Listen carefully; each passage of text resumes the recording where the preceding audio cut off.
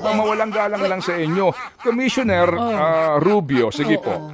Okay. Payagan nyo po yung taga-spokesperson ninyo sa isang interview. Matanong po natin kung ayaw nyo po. O kaya kayo mismo ang pwede ho namin sana makapanayam. Ang tanong lang namin dito, sige nga po, sige. Kung seryoso kayo, kailan nyo ilalabas ang resulta ng investigasyon? Kasi yung Bugatti, hindi nyo na ho inilabas eh. Parang yung mga iba na naging kandidato nag-deliver lang yata ng suka nabigyan na ng certificate of candidacy. Isa po akong proud member ng Team Suka at atin pong lalabanan ang Team Sinusuka! Bago tayo mag-break lamang, kasi tangkilikin natin ito, pababasa ko kay Baby Girl itong press release ng Bureau of Customs. Okay? Kasi pag ito'y binasa mo, talaga namang papalakpak ka dito eh. Ay, oo naman. Oo, Hello. at, Ay, kasi mo, parang pag nabasa, wow, ginagawa nilang trabaho nila. Sige. So, pababasa ko lang ito. Baka kasi basahin mo buo, ay tapos umabot ng alas 8:30. Ito lang, basahin ko lang ha, girl. Okay.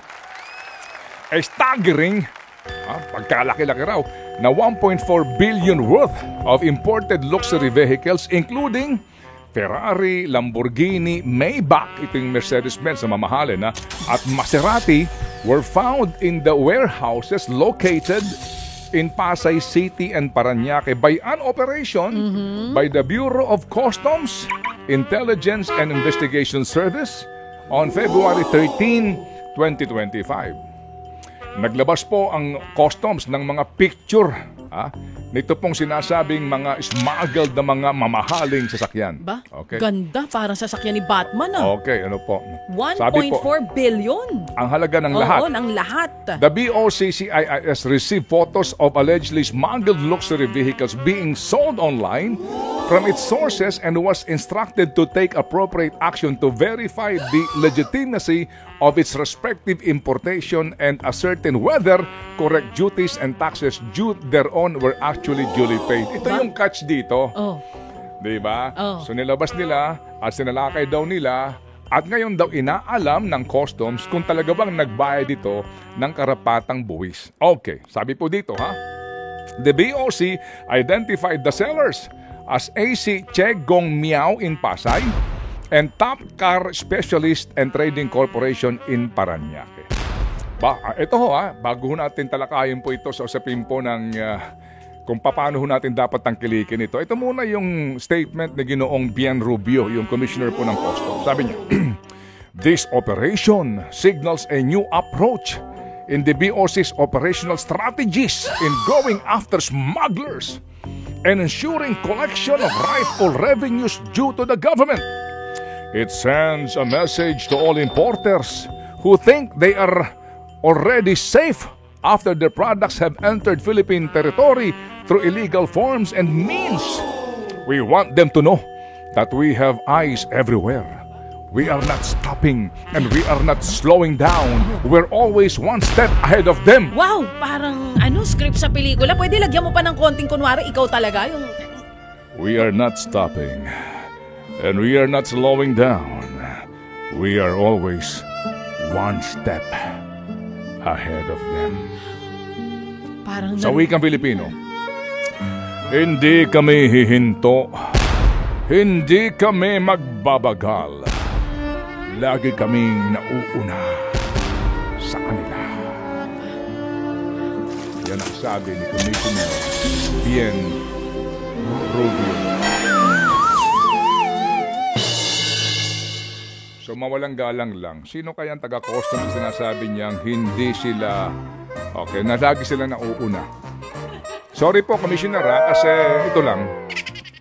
Ito, nauna kotong nito eh. Ito. Nauna yung kotong. Ikaw naman. Nauna ang lagay dito eh. Okay, eto lang Kung paano tayo pinagbubula po Sorry po, Commissioner magtatanong lang kami. Okay. So sabi ho ninyo, binibigyan ng 15 days yung mga sinasabing may-ari ng mga otong ito, ipaliwanag at sabihin kung ano bang kanilang mga hawak na dokumento dito sa mga otong ito. Okay. Tanong, paano nakarating na naman sa bodega yan? Hindi ba? Hindi naman nakarating sa bodega yan. Lumangoy mag-isa yung kotse. Oo. Hindi ba? Sabi ng mga smuggler, one step ahead. Nauna na nga dumating dyan bago nyo nalaman. Asan yun daw one step ahead doon? Hindi ba? Commissioner. At saka itong pinuno ng kanilang CIIS na ito mga kapatid, kapag nakakarinig tayo ng ganitong balita, balikan mo lang yung kwento ng Bugatti. Balikan mo lang yung kwento doon sa Pasig. Yung kanilang sila. Di ba ganun din ang ako sila?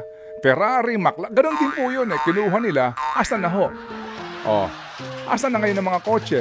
At pati doon sa Bugatti, hanggang ngayon, kumpleto na po sa dokumento, lahat na po ay naandidiyan na, natigil lang ang investigasyon for whatever reason, pero ngayon tanong natin, sino ang nagpasok nito?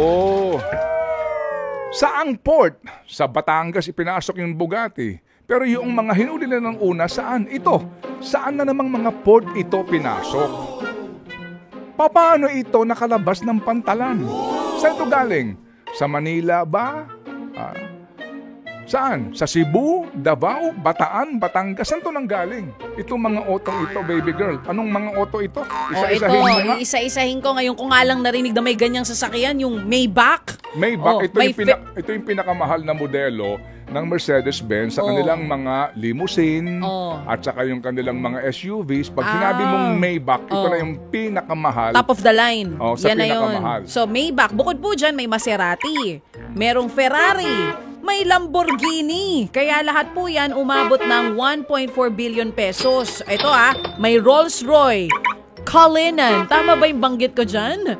Ferrari SF90 Stradale and Mansory, Mercedes-Benz V-Class, Maybach, and BMW. Wow. At meron pang McLaren. Yan, kasama rin po dyan. Sige. Merong McLaren at iba pang mga uri ng sasakyan na once again umaabot nga po ng 1.4 billion pesos. Ito yung mga sasakyan na napapanood po natin sa mga Hollywood films.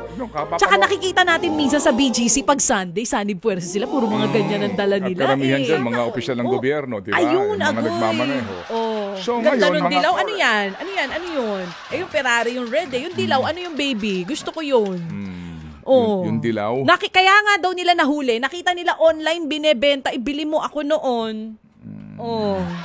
Ayun ano naman yung puting iyon? Ay, yung dilaw kanina, maganda.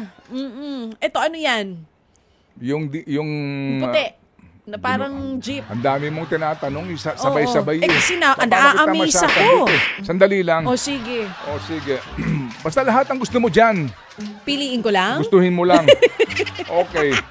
Anyway, so ito ang ating katanungan sa mga taga Bureau of Customs. Alam niyo kung ang mag-iimbestiga dito, totoo mag-iimbestiga lang. Ang unang sa Kongreso, sa Senado mag-iimbestiga. Ang unang tanong ko dito, Commissioner, saan mga port ito pumasok? Iniimbestigahan po. Dali, huwag mo na kami bababulahin. Saang mga port pumasok? Asan ang dokumento nito? May dokumento to eh. Hindi maaaring ito'y pumasok na walang dokumento. Hindi ba? Kasi kung ito ay iyong isasaksak sa mga container na iba yung laman, nasa gitna sila, asan ang x-ray? Hindi nakita ng x-ray? Saan mga pantalan ito pumasok? Sino ang kolektor sa pantalan na yon? Sino to? Sino ang in charge sa mga particular na shipment na ito na window doon sa pantalan na iyon? Sino mga broker nito? At higit sa lahat, sinong official ng customs ang padrino nito? Itong gantong kamamahalin na kotse, hindi ito makakapasok kung walang sponsor. Kayo naman, pinaglululoko nyo na naman kami. Hindi pa, mawalang galang lang sa inyo. Commissioner Rubio, sige po.